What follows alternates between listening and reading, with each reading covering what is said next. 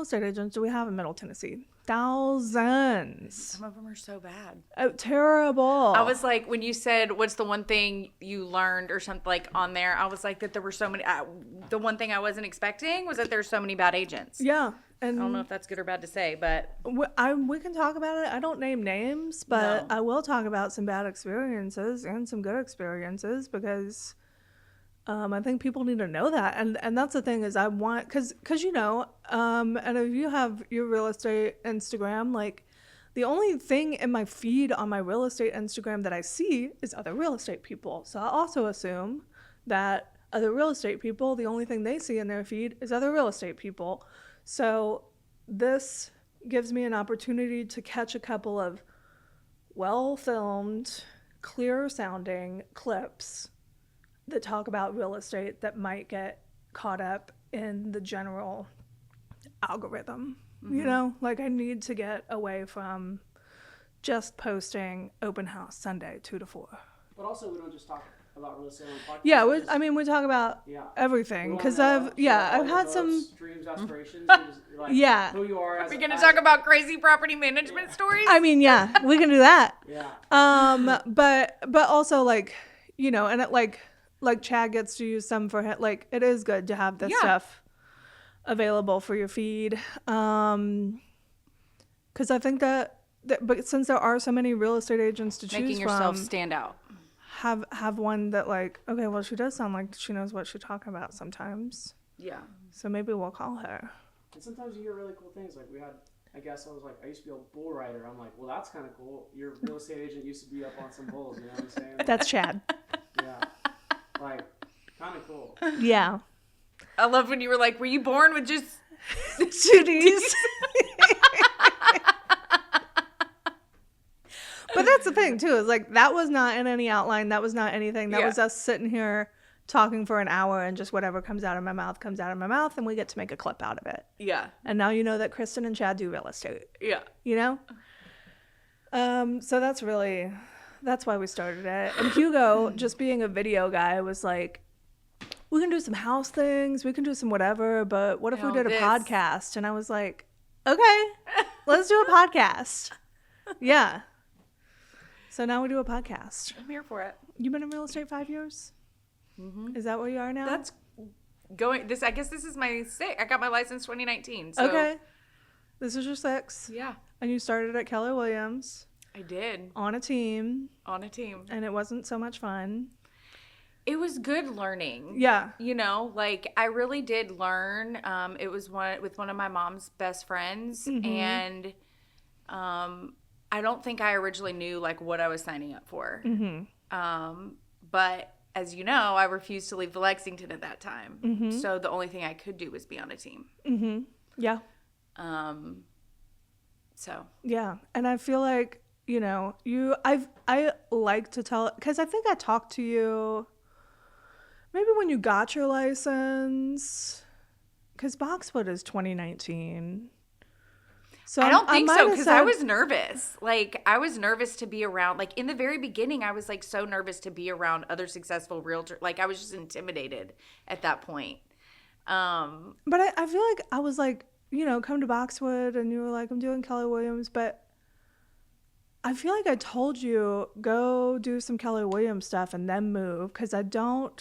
Yes. I don't like to pull a real estate agent right out of real estate school, because as I mentioned, I don't have a weekly meeting. I don't do workshops and classes here. Your workshops and classes are being offered by GNR. Yeah. And that's where you go learn things. And that's how I learn things, and just by doing and doing and doing. And so it is hard as a broker to like take on somebody that just passed the real estate exam. Yeah. But you went and did a year or so. I was with her a year. Yep. Yeah. Because I feel like you were here pretty quick. And you came in with skills and clients and whatever. And I feel like Keller Williams, don't they offer classes like just round the clock? So they do, but I really wasn't I didn't have time to do any of those. Because back then I was single mom. Mm-hmm. And working at the Lexington. Mm-hmm. And doing real estate. And I think it was like I came with clients because it was all of the relationships that I built That's at the right. Lexington. That's right. I forgot you have a long history as like a property manager, like working at a large complex. There are 598 units. That's crazy. Yeah. So I was leasing like 150 units a year. That's crazy. It was psychotic. And it was psychotic. And it was one of those things where I had 50-50 custody with my daughter's dad. And so when she would go over to his house and I would be all sad and in my feels, I would stay at work. And because I didn't want to go home. And so it would be like 8 o'clock at night. And so I could see on the computer somebody was looking at an apartment. And I would just pick up the phone and call them. They're like, why are you working? I was like, oh, well, I just became a single mom. And I don't want to go home. So do you need an apartment? Here's my whole life story. Come rent an apartment, please. And by the end of the call, we were friends. And they were adding me on Facebook. Yeah. Yeah. And then you were getting things leased. Yeah. And so when I posted that I got my real estate license, it was just like, there they were. There they were. Ready to go. Yeah. I think that property management is a really good farm for a real estate licensee because you already know these people are qualified. Just got to go talk to a lender, you know? Yeah, that's a good farm. And you picked up, like, so you didn't get your skills at Keller Williams. You got your skills picking up the phone when you were sad. Which I think sounds worse than what it was. But yeah, but that is the skill though too, is because how many days do I not want to get up and go to work and I really need a rest and it's kind of rainy outside, but I need to pick up the phone because that's how the job gets done. That's how you lease apartments. That's how you sell houses. You got to talk to people. Yeah. Yeah. And you need those people skills. And I mean, you might have been scared of real estate people, but you were not scared of people. No. Yeah. No, I think it was the success. I never felt like, I don't know. I think it was the fact of like finally doing something that I earned, right? Because I had so many things that were thrown my way. Doing something that I finally earned was it is scary. Scary. Yeah. Yeah. But to Baby Shira's credit, nobody threw you 120 leases a year. You filled them out and signed them up and moved them in and handed over keys. And you showed those apartments. Yeah. Yeah. How long were you at the Lexington?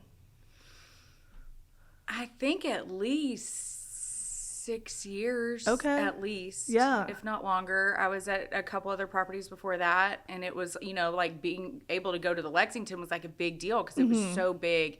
There was so much opportunity for money to be made. And it was a big team. And my boss there, I would say my boss there really kind of impacted everything because she was the first one that was like, whatever she asked of us, she was willing to do herself. Whether it was showing an apartment or cleaning a toilet. And she stuck with me through it all, even when she probably shouldn't have. And that one, it was really hard. It was really hard. I went back and forth. I remember when I told her that I was going to leave and go do real estate full time, and I'm just like in tears. And she's like, "What are you doing? Why are you so sad? Yeah, like, you're going to live your dream that you said you were going to do." She was like, "Why are you so sad?" So yeah. Yeah, and I feel like, those other tangible skills and being willing to clean a toilet and clean a house and show a house and all that's involved, because those are the things. They didn't teach me that when I was in real estate school. No. They didn't teach you that in real estate school. No. You learn by doing. I learned those things even before I was licensed, sitting in a model house, just being the one that opens the door.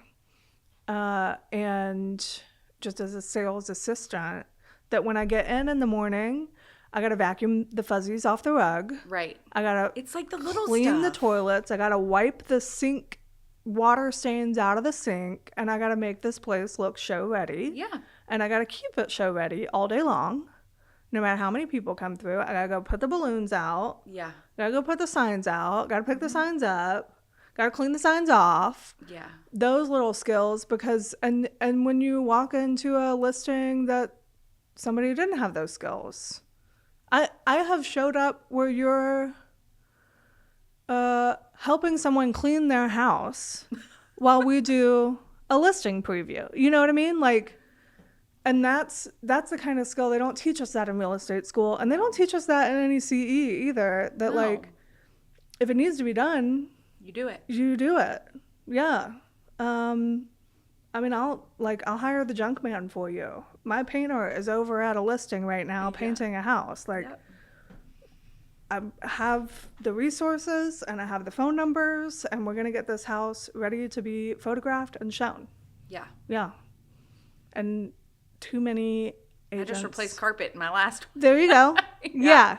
Yeah. It's going the extra mile. And knowing what needs to be done, not just like, oh, this is fine. Right. Is not fine.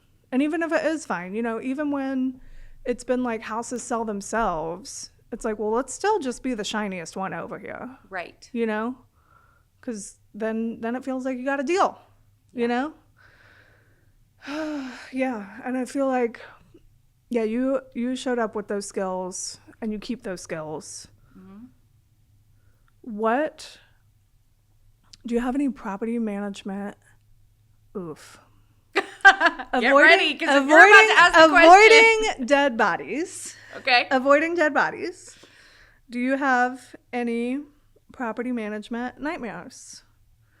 I had a guy jump off. No. Yep.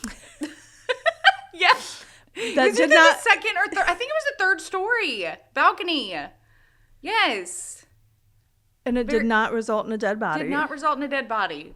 And maybe a bruised ego. You know? And you're the property manager on site? I was just the listing agent, or leasing agent, but I mean, I remember all of that chaos. Fires, of course, which always happen. And I think just like the chaos of like neighbors the neighbors arguing, that was It's constant. Especially in apartments where they're like locked in for your leases and like going at it and all of that. People passed out in bushes at the pool. Oh, so fun, yeah. Where else are you supposed to pass out? Right? Like in the bush and staying there. Yeah. My own husband. My own husband, he tells this story all the time. The first time I ever met him. Okay. He was in the pool when he shouldn't have been. And my office like looked over the pool. And it was a rough day. I don't remember what all was going on that day. But I basically like walked out and was just, I told him to get out, and I guess he couldn't hear me. And I just asked, I was like, can you not freaking read? And he just like looked at me, and I looked at him. I didn't know who he was. Right. Yeah, I was really, that was really rude. But yeah, even when I was at my first property, I had people trying to get in the pool in December when it was actually like Polar really Bear cold, Club, you know, like teenagers. And I was just like, what is going, like, I don't we want need to up the insurance or something. Yeah. Yeah. Did you meet your husband like on the job? Yeah, well, I mean, through mutual friends. Okay. But yeah, he lived at the Lexington. I knew him prior, not very well. And then he had an apartment at Windchase. Okay. And it had flooded, and they weren't really he had moved out for a couple weeks, and they said that they were fixing it, and the whole thing encased in mold. And they were expecting him to move back in. Nope. And so his mom called, and the Lexington, she was like searching for apartments. And I had this one that Susie, my manager, had let us put on special, and it was like, so it was way cheaper, probably equivalent to like a 1-bedroom. And it was a 3-bedroom. Oh. Okay. Yeah. And so I remember getting the voicemail that morning, and I remember hearing her name, and I was like, I feel like this is Robert Sturm's mom. I'm going to call her back and tell her, future mother-in-law, here I come. So we got him his apartment. Yeah. Okay. Yeah. And then you got to know him better. And then I got to know him better. Yeah, and married him. And married him. Yep. Live in a cute house in Fairview with him. Yep. Yeah. Yeah, and own a tea shop in Fairview. We do. Yeah. And I remember when you bought that, I was like, what is she doing? Is she doing? She's killing it in real estate. She needs to focus on real estate. But well, to my naive self, I thought it would run itself. Okay. And my friend owned it before, and she was like, I really want to sell this. Do you want to buy this? And it was at the end of the year, and I was just like, okay. Yeah. Sure. And you bought it. And I bought it. And does it run it? Did it run itself? It now runs itself. Okay, great. It did not great. for the first 2 years. No. It was a little crazy. And I even remember I was slow that November, December, and I had never really gotten slow before. Mm-hmm. And I was like, that's it. My real estate career's over. I guess I'll just sit in a tea shop now. and then by February, I had 9 closings in February. And I was like, what have I done? But it's really cool because we added, my husband is a brick mason. Mm-hmm. So we added a brick wall to the back to showcase his work. Mm-hmm. And then it has allowed us to really make a presence in the community. Yeah. So we do, between real estate and Fairview Nutrition, we sponsor the fireworks show for July 3rd. This will be our 3rd year doing it, for the whole city. Our next event, we're doing a Shop with a Cop program fundraiser to raise money for that. We do, tons of fundraisers for, when there's tragic events in the community. My husband and I have not taken a penny out of there. We've actually donated it all back, which has been like really cool. Just growing the community. That you live in, making it a place for the girls. Yep. Yeah. I love that. I might tear up a little bit, but and the high school girls that work there, those kids are awesome. Yeah. And they stay with me and enjoy the chaos of what it is. Well, and I feel like y'all do fun things too, because I've seen you post, like, you get the braiding girl out there. Yeah, we do Botox parties. You get Tina over there doing spray tans. Is she still doing spray tans? I feel like I need to go see Tina before summer hits. But yeah, you do. I mean, you're bringing people together, and I feel like that's what, when I saw that you had bought it, you like post a little picture with your, we got at Fairview Nutrition. I'm like, what are you doing? But then the next spring, you were starting to have, like, you got the braiding girl out there. You're doing events. You're whatever. And I'm like, oh, no, that's a really good idea. Mm-hmm. Like, a ton of realtors come there to meet me and us hang out and collaborate and figure that stuff out.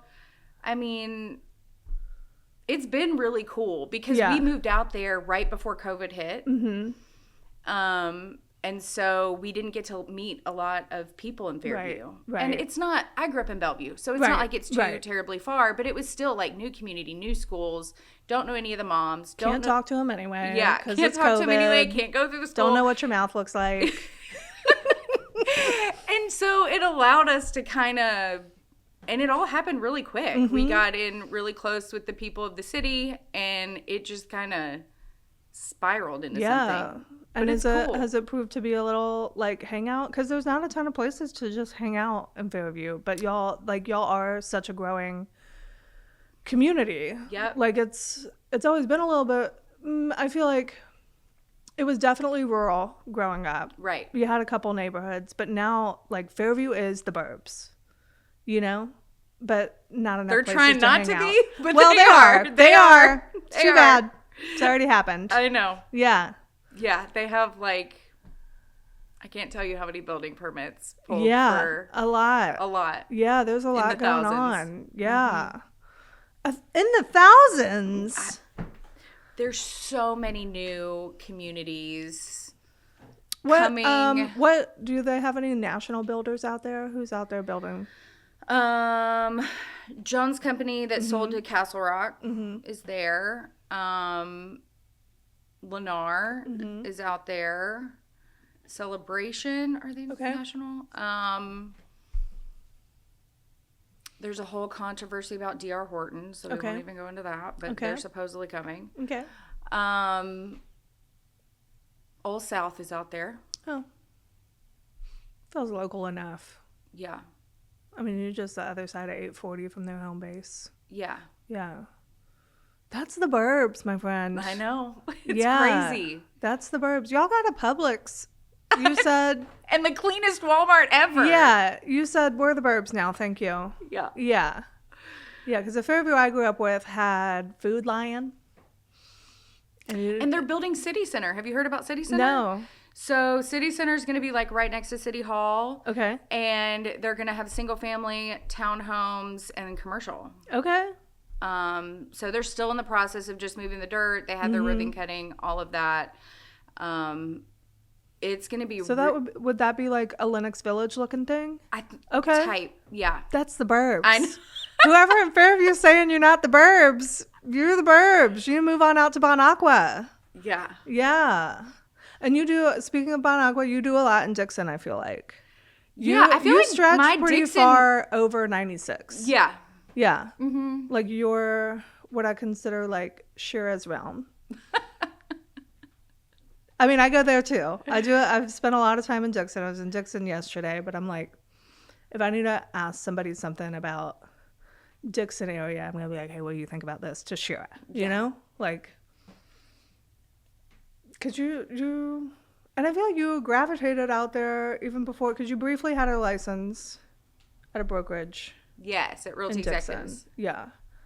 But you were already spreading your wings out there. You'd sold land in Fairview. You bought your house in Fairview. Well, you were getting out there. Mm-hmm. I bought a house in Dixon. Okay. Mm-hmm. Yeah.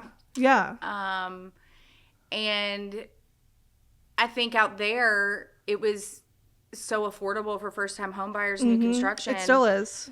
It still is. And so I had this big spurt of like, that's what people wanted. And so it kind of drew me out there. First-time home buyers are where it's at. I know. Honestly. I mean, especially while you're growing a real estate career too, because those people, they'll call you in 8 years. Mm-hmm. But first-time home buyers is where it's at. Because it's also like, I don't feel like closing day on your first home does not feel the same as closing day on your third home. Correct. You know? Like, it's filled with way more anxiety. Yeah. And like I sold one of our investors' homes back in January, and I was like, hey, I'll be out of town for closing. Like, you got this, right? You know? But like, if that was a first-time home buyer closing, I'd be like, I'm leaving for vacation a day late. We're going to closing. Yeah. You know? Showing up with presents, gifts, Home Depot gift card. We're closing. Yeah. Investors. I have a first-time home buyer closing on Tuesday, and I am like so excited for Tuesday to get here. Yeah. Where did they get a house? Like the Donaldson area. Okay, nice. Another good first-time home buyer spot, I feel like. We have Hugo's girlfriend lives out in Donaldson. And she got a cute little house. She was a first-time home buyer, not with me. She'll be a first-time home seller with me. Okay. I'll be a first-time home buyer. You'll be a first-time home buyer, but you'll be like, your wagon's hitched to her, so. Yeah. But no. In the way of, I get to have my own first home. I mean, I guess, purchasing yeah. experience. I Yeah. get a Home Depot gift card or something. You get a Home Depot gift card, Hugo. Yeah. You know, if I get bunched in there with a second time home, like where's Yeah. No. I mean, I feel like personal homes are getting the full treatment, the closing gift, the special whatever, but you're an investor and this is like the 17th home that I've sold for you. Like, closing's at 10, be there, call me if it's a problem, you know? Sure. How did it feel like somehow, because I have to imagine, you know, like the first time you do something different, whether it's, maybe it was through the tea company, whether it was, you know, maybe mailing letters or something, like how does it feel for a human being to like respond from something that you did? Because a lot of times when people are entering any type of business or anything, it's like when you are getting leads, like what does that even mean? And then when something happens because you did something, like that's gotta Do you remember some of the first people who like supported you? I remember the first. I'm gonna sound so bougie. I get my hair blown out. Same. However, Same. the first I went to go get my hair blown out. I had gotten my license, and she looked at me and she was like, "I just really want to be your first client." And I was like, "Okay."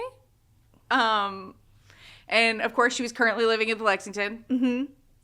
And I found her a house. I mean, it's literally like that's how my first client happened. They came to me, and I know that I'm extremely blessed in that situation where I've never had to do leads. I've never had to cold call. I think that my time at the Lexington pouring into friendships and making meaningful relationships and being good to others pays for itself. Yeah. Yeah. First thing to note, getting blown out is not bougie. It's efficient. It's efficient AF, okay? Yeah. I was in the chair yesterday making phone calls, checking emails. Shout out Mackenzie, who told me next week is her last week. And I was like, what am I supposed to do? Come out to Fairview and go to Whitney Johnson. Okay. Well, I still have credits at Blowout Co. So we're going to run those out. But number one, not bougie, necessary, and efficient. Number two, although Mackenzie and I have never gotten dinner, been to the movies, that's my friend. Mm-hmm. You know?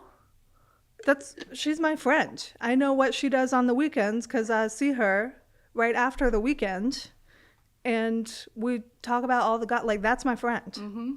So yeah, of course that was your first sale. Yeah. You know, hopefully one day Mackenzie will be a first-time home buyer for me. She just signed a 1-year lease, so the clock is ticking. I'm keeping an eye on it. Yeah. I think that's leads is hard.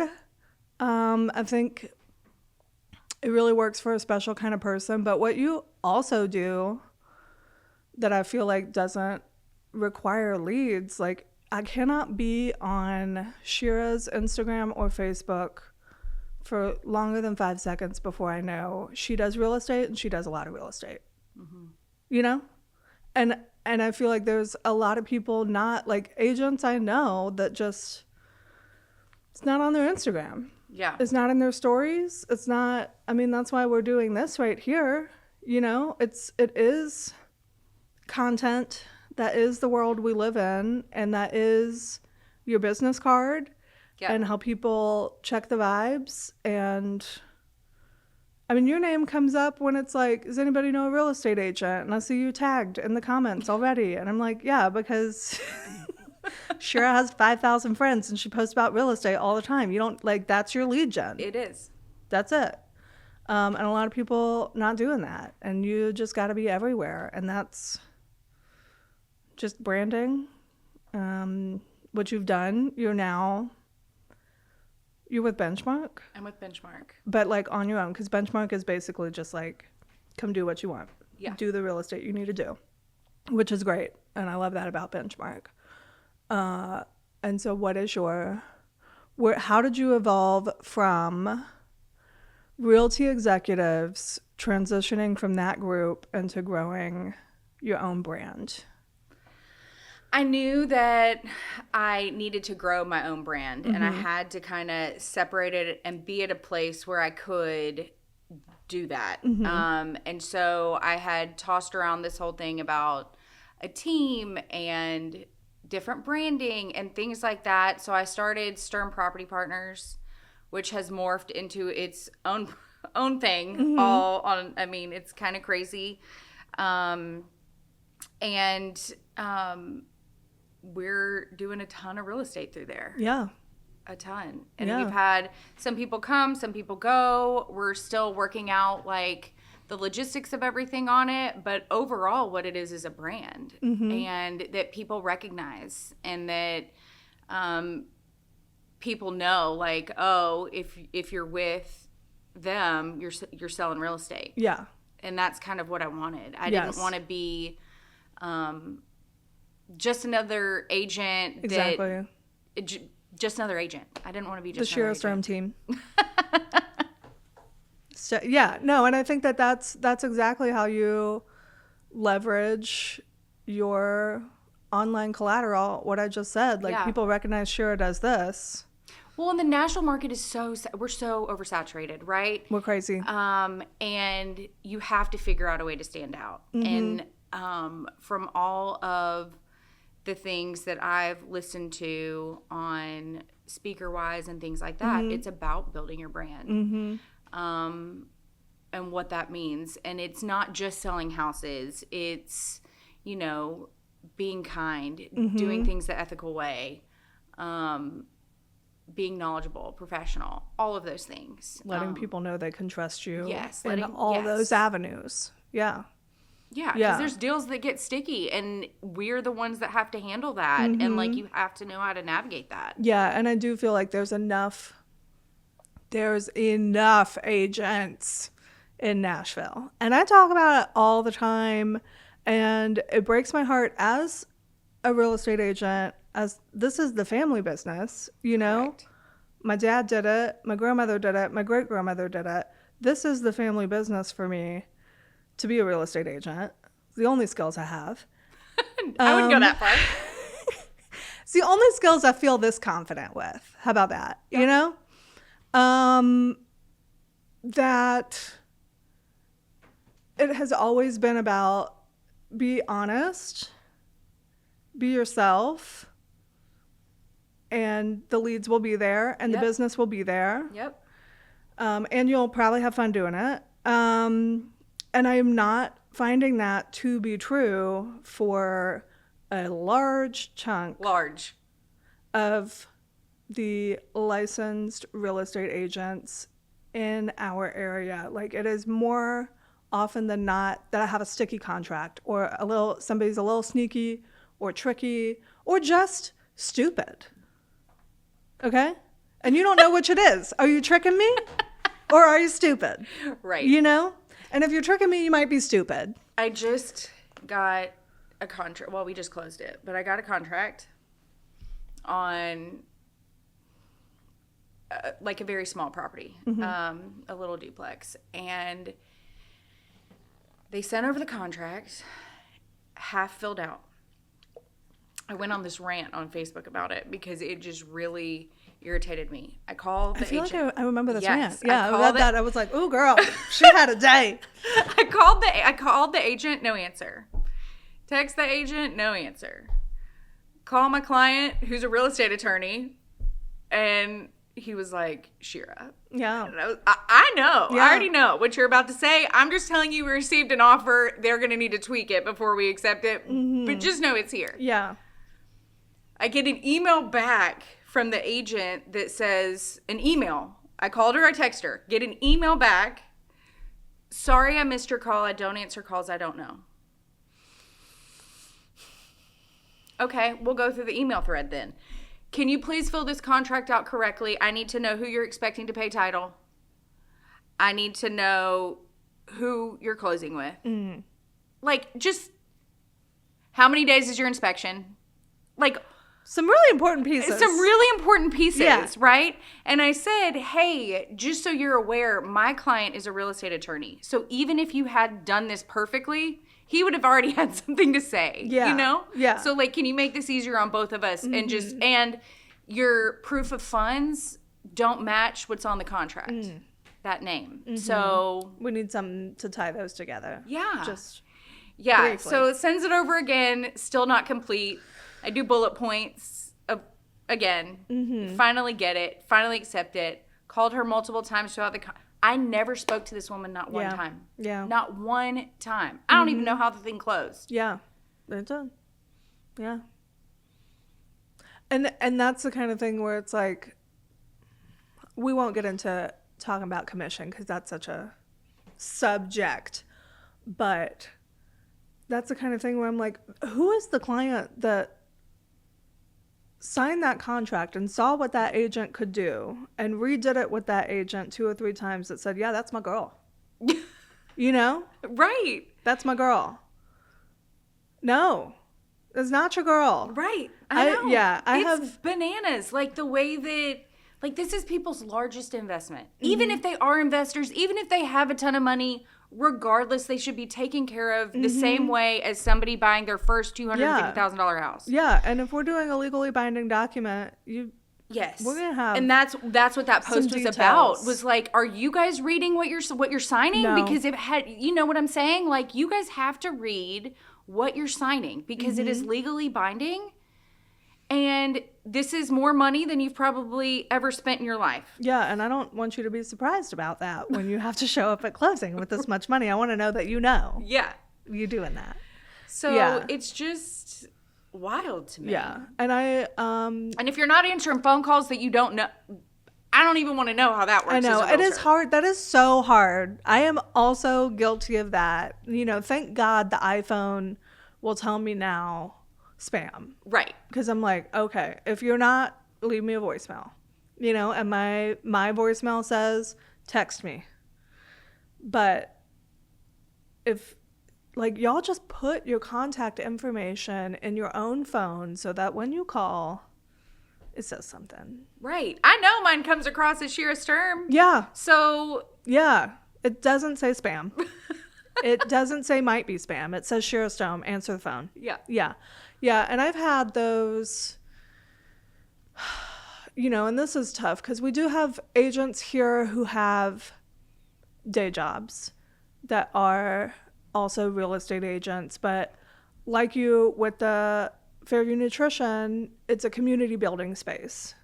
It's a place that enhances the real estate profession. So just entrepreneurs with side hustle or community space, storefront type, which is a great way to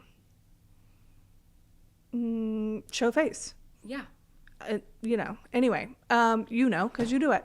But it's the real estate agents, somebody who's got a corporate job where they have to be locked in 9 to 5. 9 to 5, yeah. And then real estate is the side hustle. And it's hard to work with. Right. You know, I've had plenty of contracts where the other agent is, well, I can't get to my phone 9 to 5. Like, how'd you even show the houses? Because I'm out here on my client's lunch break at 4 o'clock on the way to get their kids to school. Like, we're seeing houses, and I have to be available a lot of days. I was showing houses on my lunch break at Lexington, calling Susie, being like, I'm running late. I'm like, I'm coming back. I swear I haven't left you. Like, I'm coming back. And that's not sustainable. Like, you quickly left there and said, I'm doing real estate full time. And because if you and Judy told me to. Well, yeah. But because it's not fair to your clients. Right. It's not fair to the other agents. And when I get that contract in at 8 p.m. because real estate is your second job, ma'am, my phone's been off. I am with my child reading bedtime stories. I can't real quick look at that contract, you know? Mm-hmm. And I struggle with that balance. If I'm being honest, I think everybody we all do. Mm-hmm. that knows me knows I struggle with that balance. Yeah. And I don't know.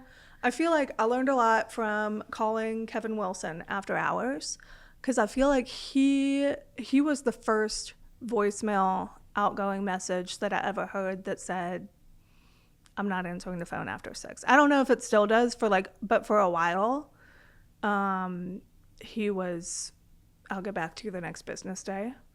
And I was like, we can do that? You can just take care of your mental health. And which, you know, thank God every day is not I have a offer deadline at 7 p.m. and I need to do this.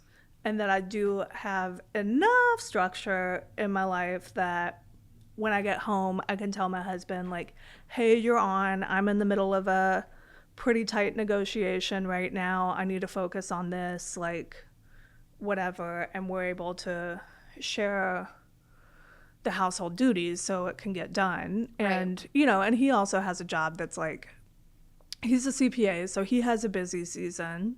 So up until April, you know, he was like, hey, I'm going to have to stay till 6, so I'm going to have to go out of town and do this, or I got to work as soon as he goes to bed, like, whatever. And we can share that. But I think for a long time, I mean, you talk about being single mom, sad girl, just working to not feel your feels. And I was not a mom and not married and still just didn't want to feel my feels. So there were some times when I just would work, you know? And I think before I was a mom, you know, because daycare, you got to be there at 5:30 or they're charging you. Right. You know? Right. So my day ends by 5, no matter what. And there will be at most a 2-hour break where I go get a kid, make some dinner, do some things, get back to work if I have to. Yeah. But if I don't want to feel my feels, it's not if I have to. I'm just going to be working to work. And that's where I have to check the balance. Right. You know, like maybe I should go read a book. My husband will find me in my office at like 10:30 at night. He's like, you can go to bed. Yeah. Like, what are you doing? There's no difference between now and 6:30 a.m. I thought in the beginning he was going to throw my computer out the window. Because it was so... at that point in my life, like some people think I really have no balance now. I really had no balance then. And I'll never forget when it was during COVID. Mm-hmm. I got sick.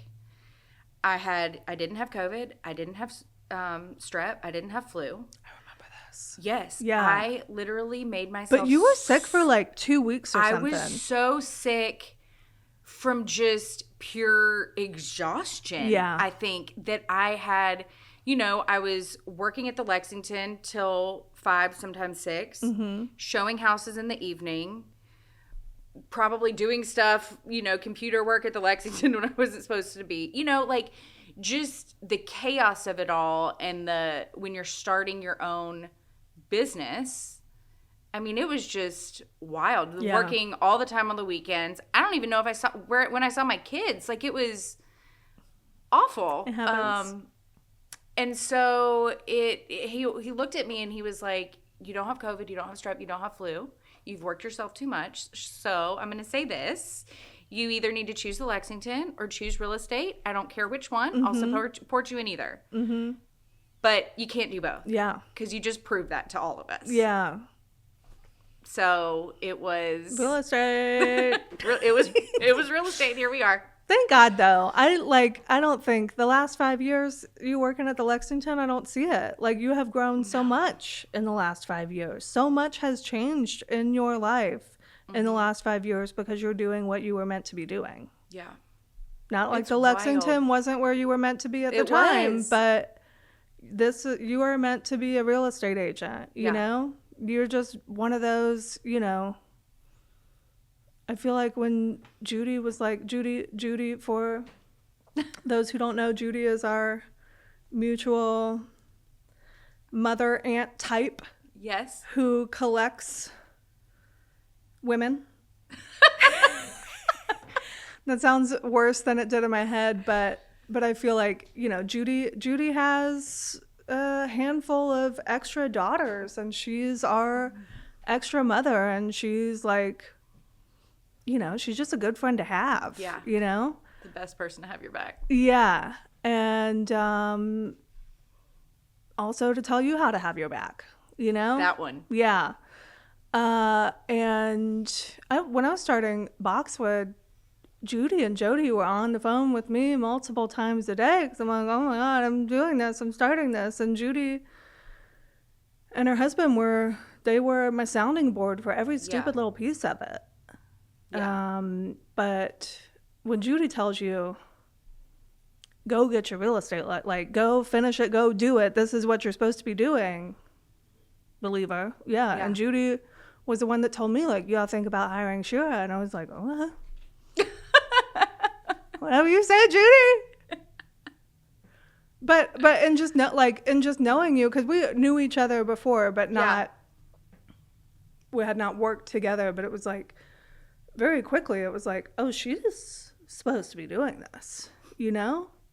And I remember you being nervous and being scared, and I was just like, shut up, like, I know, you got that's what this.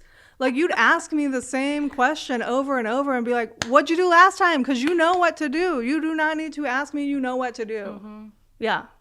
And now we don't have you here anymore, but we have Riley, who also will say, do I need to? Yeah, you know what to do. Mm-hmm. Sometimes it's just like having that sounding board to just like hear back. And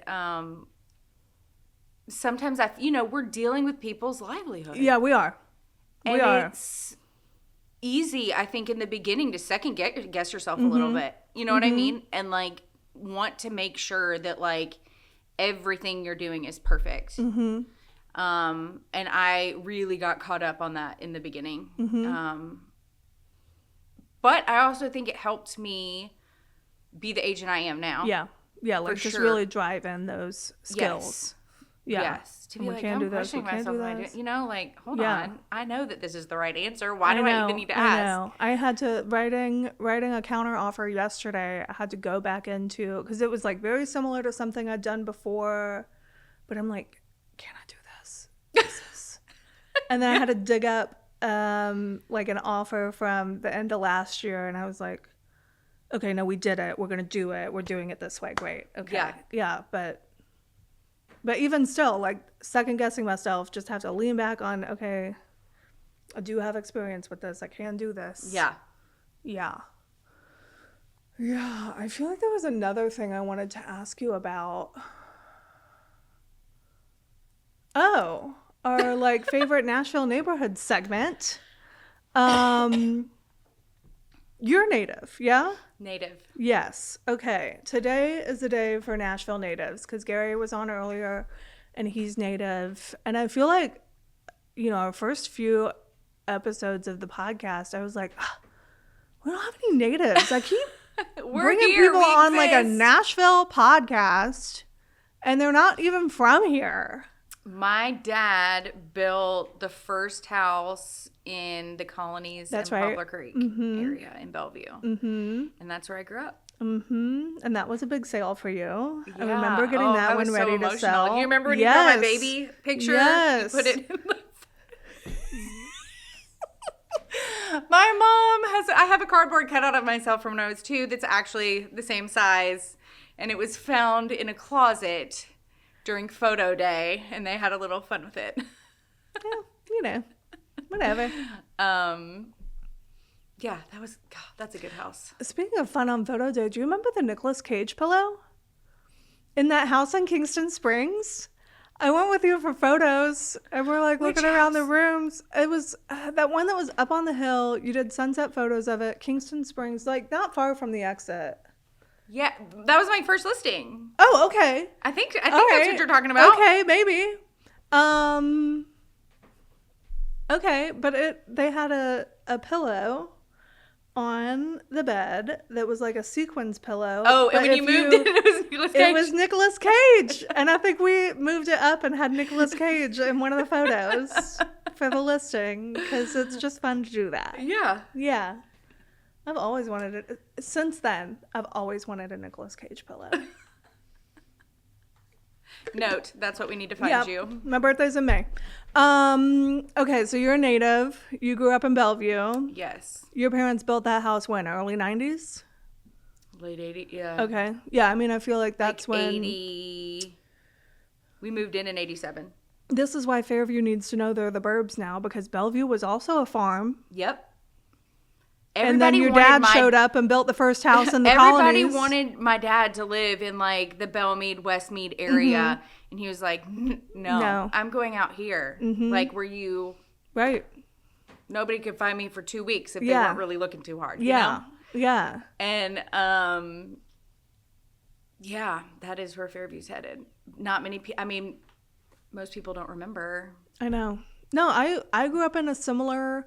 burbs because I grew up in the Grassland area, which when I say sounds bougie, but I promise you in 1986 it was not.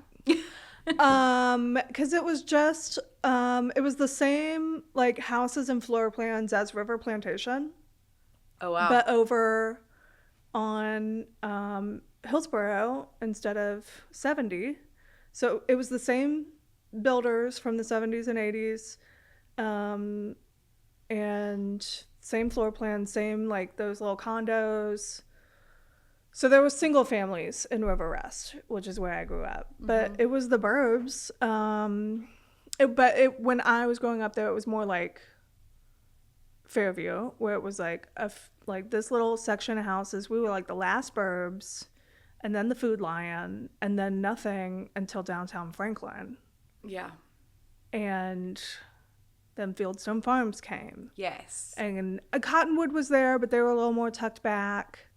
But that 80s, 90s suburban boom happening in Franklin, Brentwood, over with you in Bellevue, that's how us Nashvillians grew up on the edge of town. But I felt like, because I went to Catholic school, so the kids are from all over, but I felt like I was from middle of nowhere because we were the last burb before the horse farms. Yeah. And then downtown Franklin. Yeah.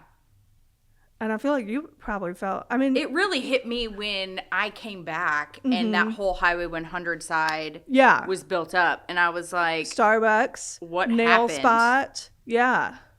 Like, because it was like nothing. that was way even before the YMCA was there. That was way before. You had nothing. Like Chaffin's Barn was out there. Yeah, but that was like it. And then Loveless. Like, yeah, and then you go even further out there and it's Loveless. And then you're in Fairview and forget it. Yeah. Yeah. Back then I thought Fairview was so far away. So far away. Yeah, I went to Camp Marymount and it was like, oh, yeah. it's a haul. Yeah. It's not. Now I drive it all the time. It's not a haul. Yeah. Yeah. I'm 13 minutes from my house to McCrory Lane. Yeah. You know what I mean? Yeah. Like, it's not bad at all. No. And we used to, like that's essentially where we were, because I know we, like River Rest, you go down Sneed and you pop out at Loveless. Yeah. So that was, grew up on the Harpeth River and we were out there. I know. And now it's not at all. To the It's so fact different. that Grassland is a bougie I've thing always now. been a Bellevue girl through and through. Like, I've loved Bellevue. I never thought I would leave Bellevue. Listen, Bellevue Mall was the shit. Okay? I wish we had 90s Bellevue Mall. A day like today, with this rain and storm, I would love to pick up my child, tilt, and go to Bellevue Mall and just be like, Clay, yes, I'm going to go to the Limited. I'll be at Gap if you need me. Yeah. Yeah. I used to work there. But that was, yeah. Yeah. At what, Gap? No. Just at the mall? Yeah, just at the mall. But yeah, I miss that mall. Now my benchmark office is where the mall was. Oh God. I know. Well, and it's like they tore down the mall. We had a hole in the ground, and now they built a mall there. But it's like more of a giant food court. Yeah, it's a giant food court and a Home Goods. It's not the same. It was Bellevue Mall. More apartments. Yeah. I mean, I guess there's more value in it that way, but intrinsic value, I feel like. Yeah. I loved Bellevue Mall. I know. It's not the same. Not the same. Yeah, they had the Disney store at the Bellevue Mall. And I just remember the trauma of like store closing, like store by store by store. And I remember like I graduated high school in 2004, and I remember like, because it was like, you know, graduation plus like some Catholic school stuff plus like you just need all these outfits right when you're graduating high school, and it's the end of the year and Easter and whatever, so I needed a bunch of dresses. But I remember Macy's was closing, like, and I feel like they went floor by floor. Yes. And so then it was just at the like spring of 2004, it was just like whatever they had in the store was on the first floor of Macy's. And I went and got, because on super sale. And so I went and got like my spring wardrobe for 2004 out of that bottom floor of Macy's, whatever was left. Yeah. Yeah. Yeah, it was wild. Good times. Yeah. Good times at the Bellevue Mall. Yeah. I learned a lot at the Bellevue Mall. In the parking lot, behind the mall, inside the mall, whatever. Yeah. Yeah. And then we had to go hang out in Cool Springs. Yeah. Man, now I'm sad about Bellevue Mall. I know. Okay. So you're... You would never understand. I know. I know you we had sound to crazy. Be there.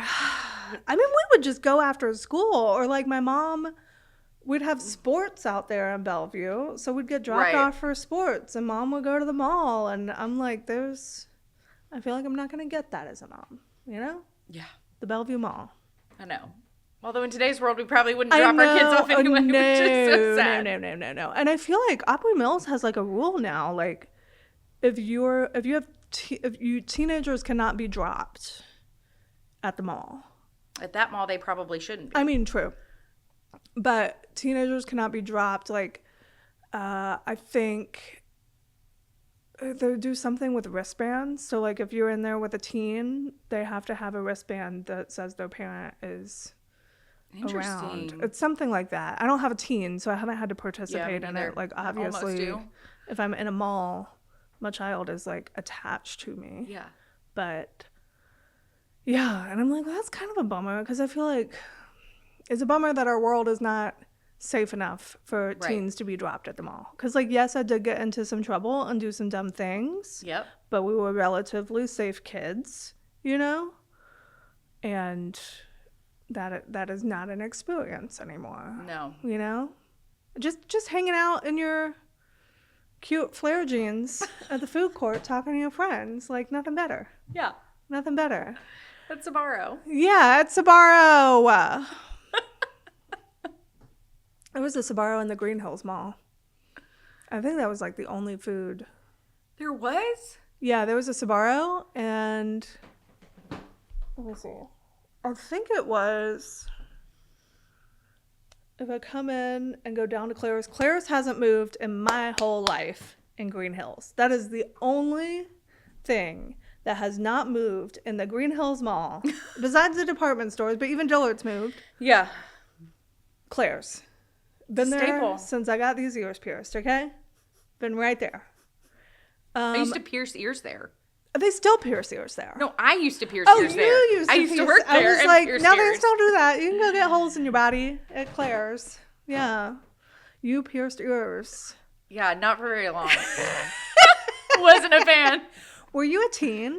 Like just piercing little girls' ears? Yeah. Oh my God. Yeah, that's probably terrifying. Probably not the That's smartest not safe move. at all. I feel like you should have to have a license. Probably. To put holes in people's bodies. You just give you the purple pin, put the dots. How many ears do you think you messed up? Did you ever do any where you were like, ooh, that's a miss? I was actually like pretty good at it, but it was like when I did not like doing like babies or anything like that. Like that freaked me out. Yeah. I feel like if you got a baby, take them to the doctor and pierce their ears. Doctors will do that, right? Yeah, I think. I feel like that's a thing. But not Claire's. Yeah. Not Claire's. Oh my God. Yeah, I was 3rd grade, I think.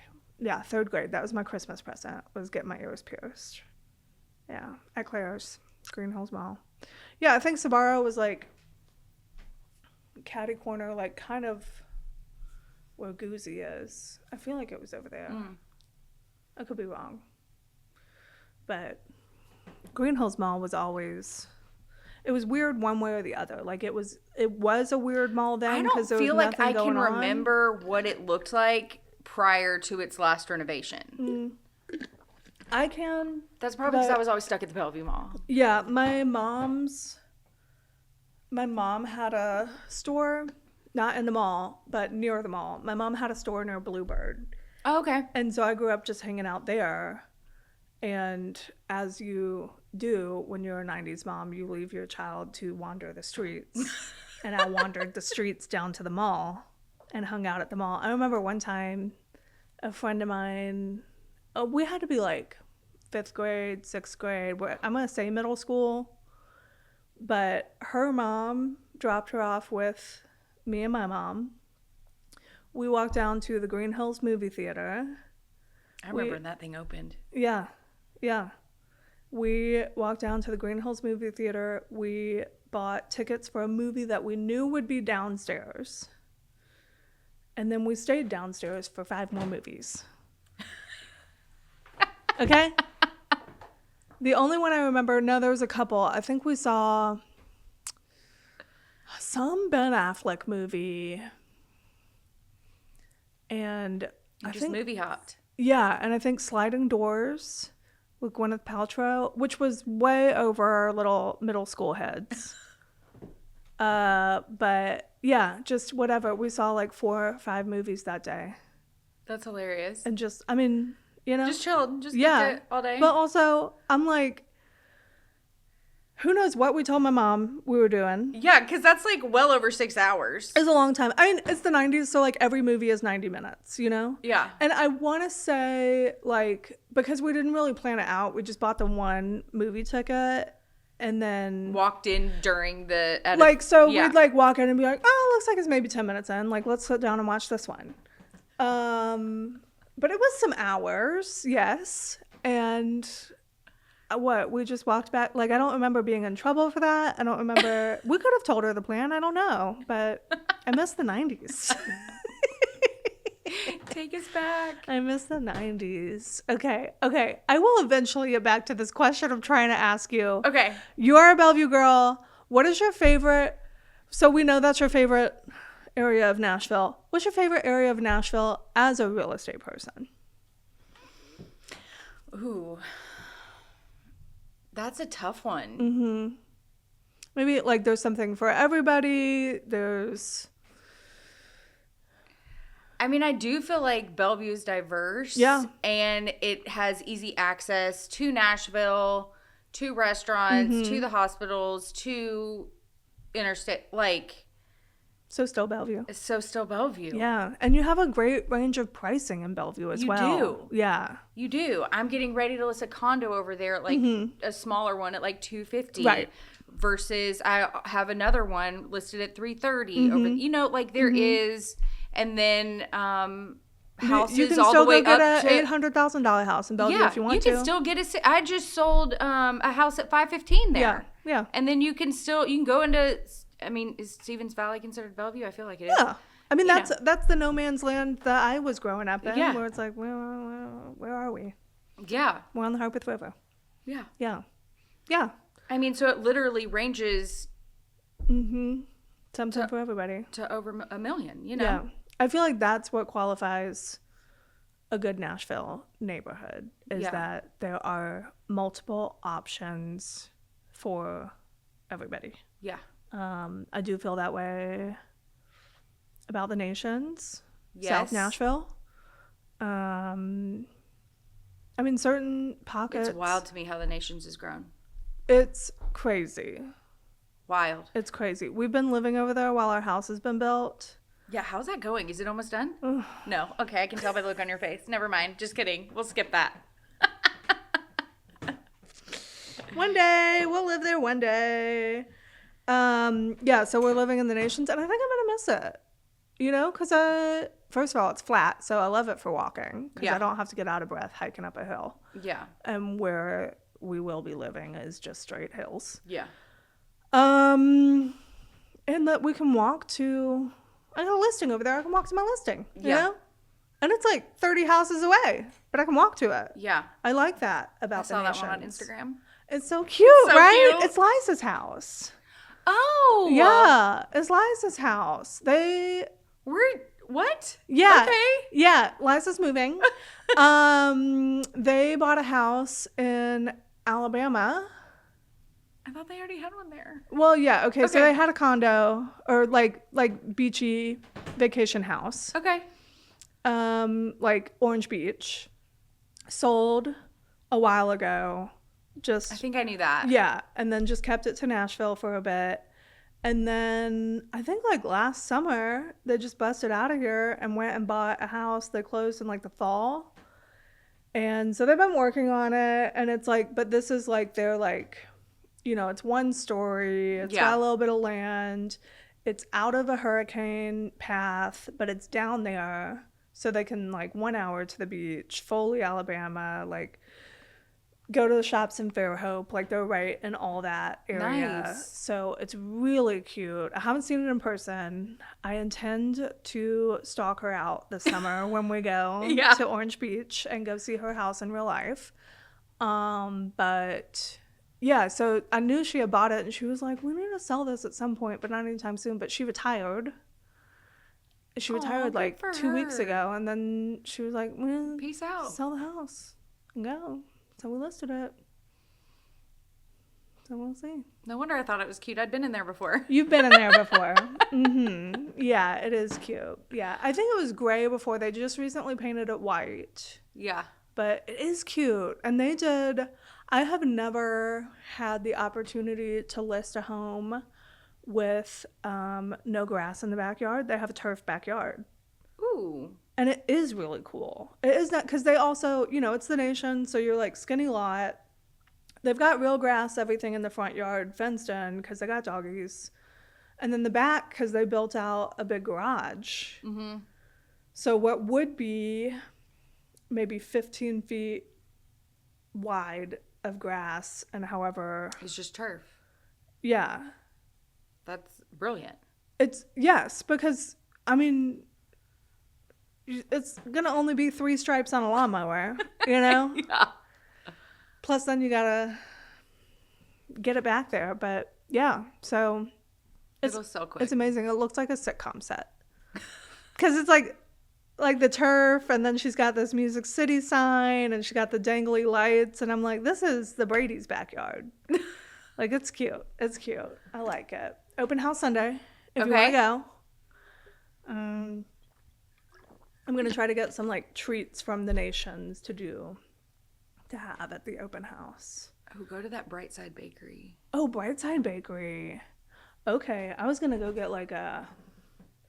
Oh, one year I did their cinnamon rolls? I think it was their cinnamon rolls to every client.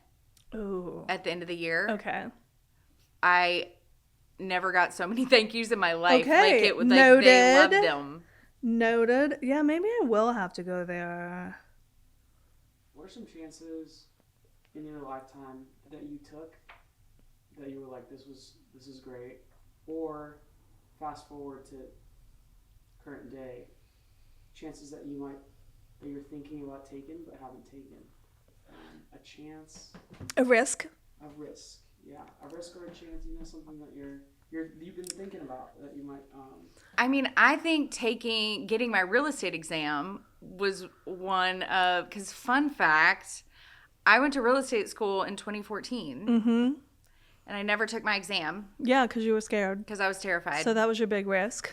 So, my dad came to me one day and we were having a heartfelt conversation, and he was like, it would really mean a lot to me if you would take your real estate exam.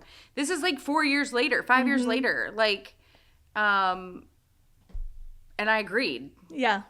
And gave my word and realized I couldn't take it back. Yeah. So the way all of that played out was a huge risk. I think the last 5 years, I've been in my risk taking. You've been continuing to take risks. Yeah. Yeah. Buy a nutrition shop. I think Start a real estate brand.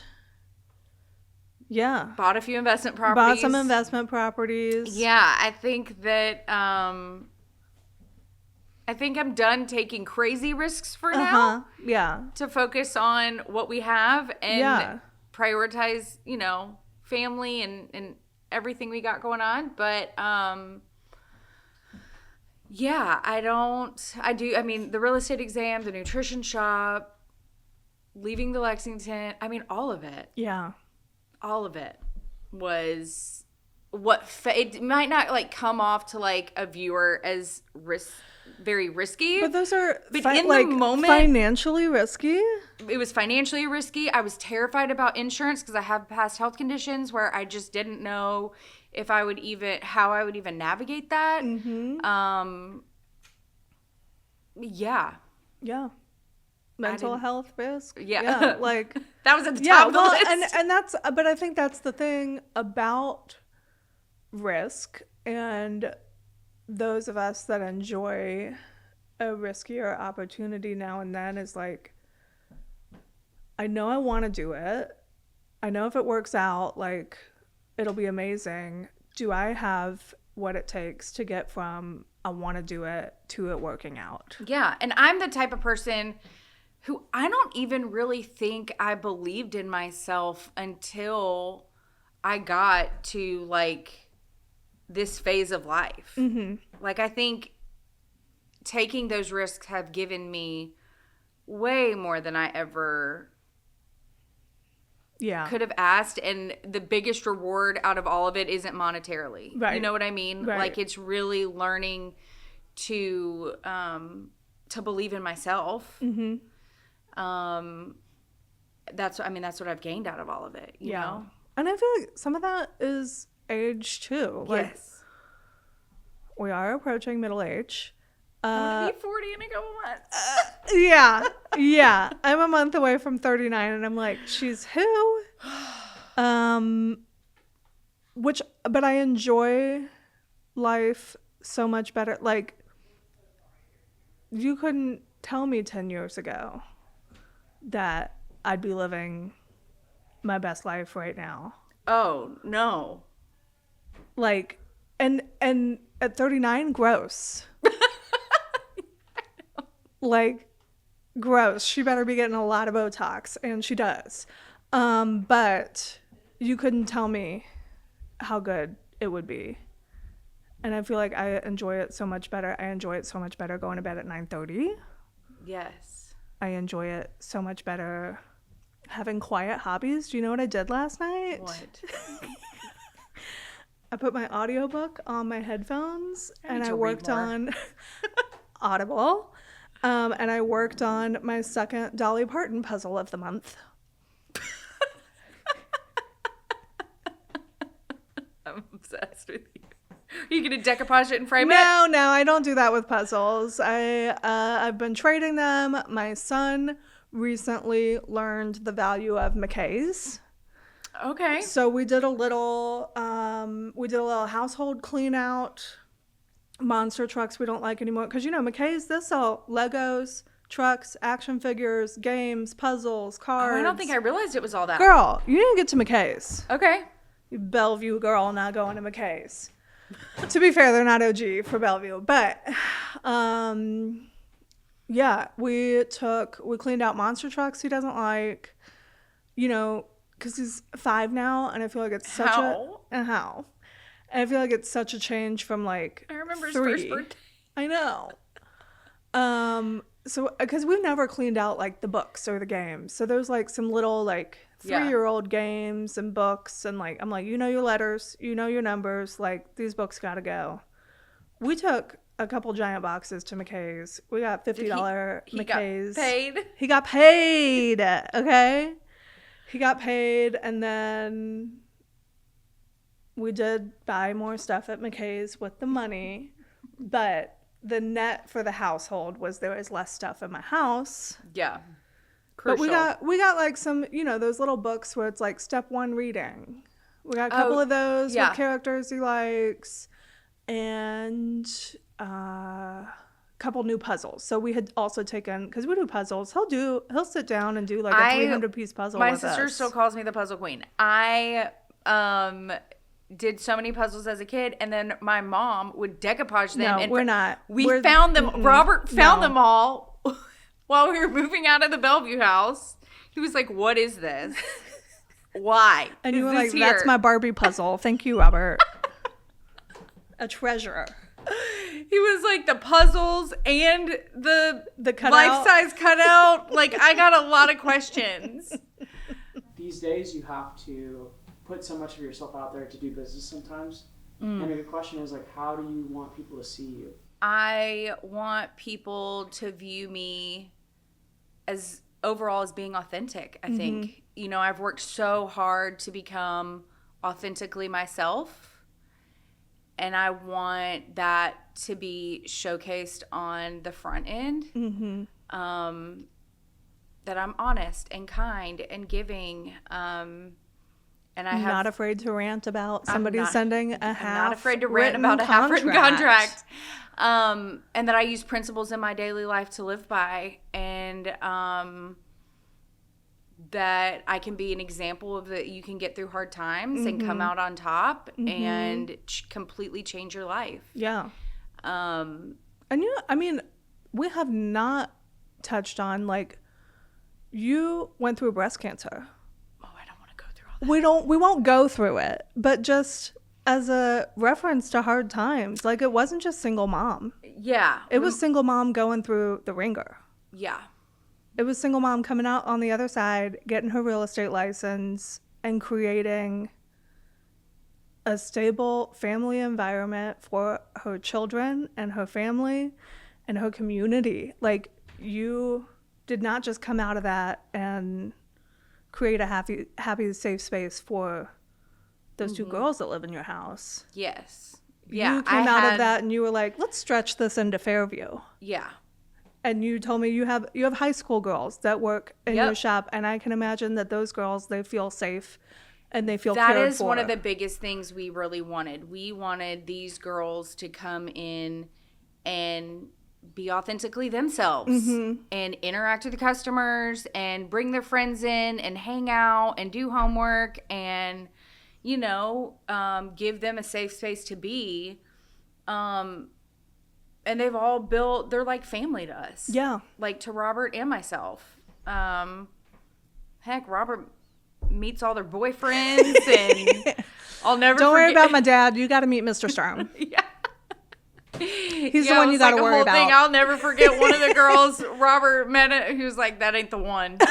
And I was like, Robert, leave her alone. Yeah. Like, but yeah, I mean, it's been a long road. Yeah. It's been a long road to navigate like not having a good co-parenting relationship to having one. Girl, when you were trying to come up in my new construction home with a person that I had known you to be not a great co-parent with and be like, oh, they want to buy a house and I'm helping them buy a house. I'm like, what? On what planet? You know, like that is how you speak to turning your whole life around, is that you're able to show up for your child's dad who maybe wasn't your favorite person. No, now I come home and Robert has abducted their children and they're in my house and he's babysitting. For your ex. Yeah. Yeah. Yeah. And that is the person that your community sees and is like, that's a good place to be. Yeah. Yeah. Yeah. That's huge. So many people don't get to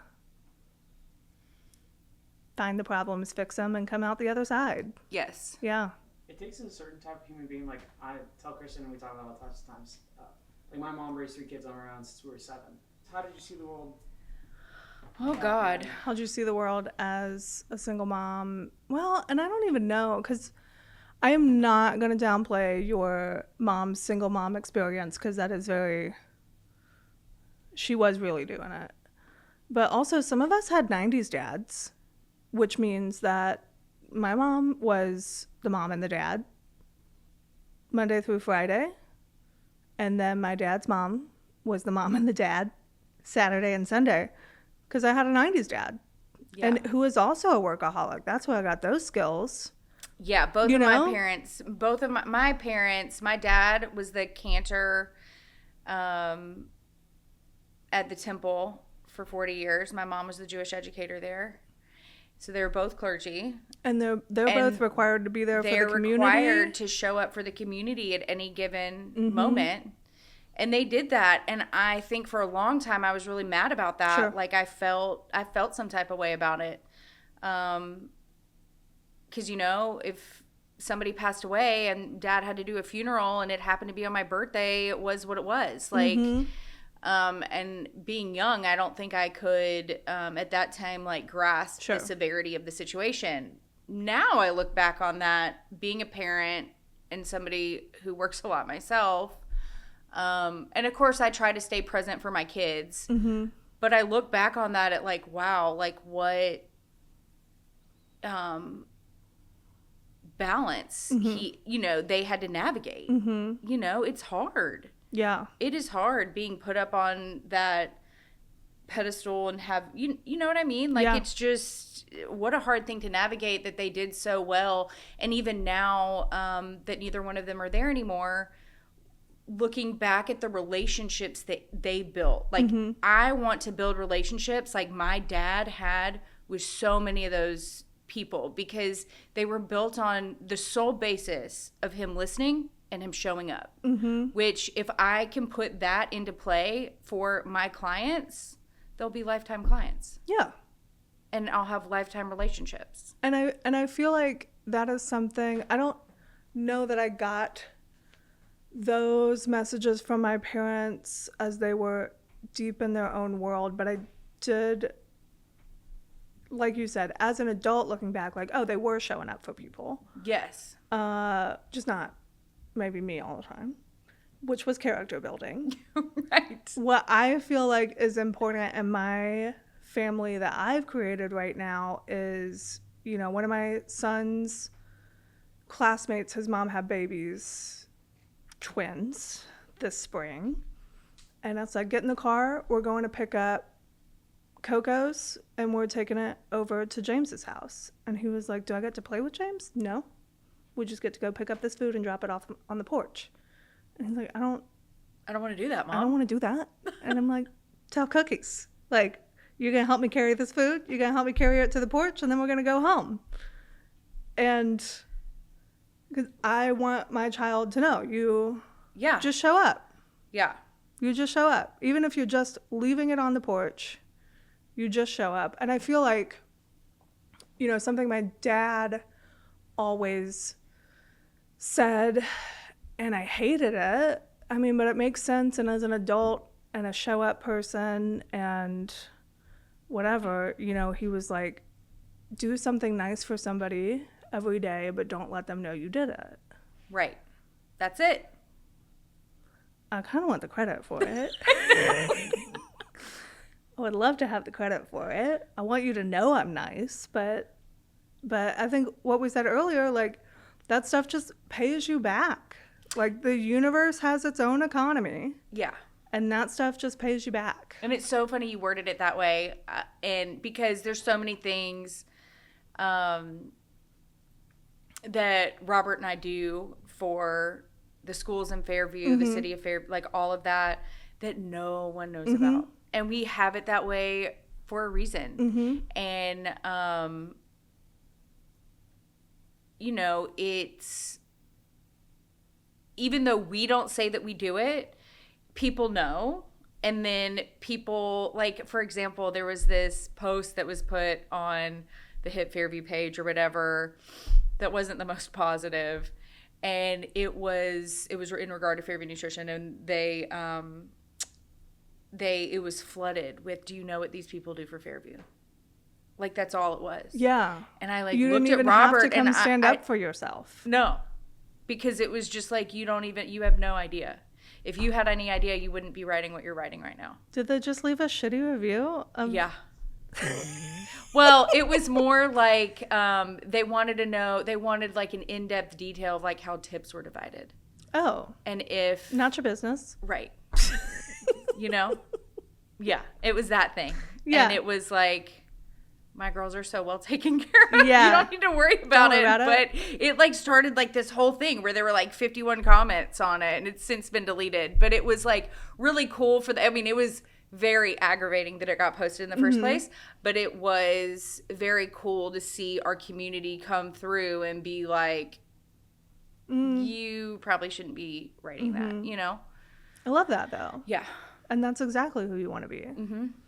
You want to be the kind of person that you don't even have to stand up for yourself. Yeah.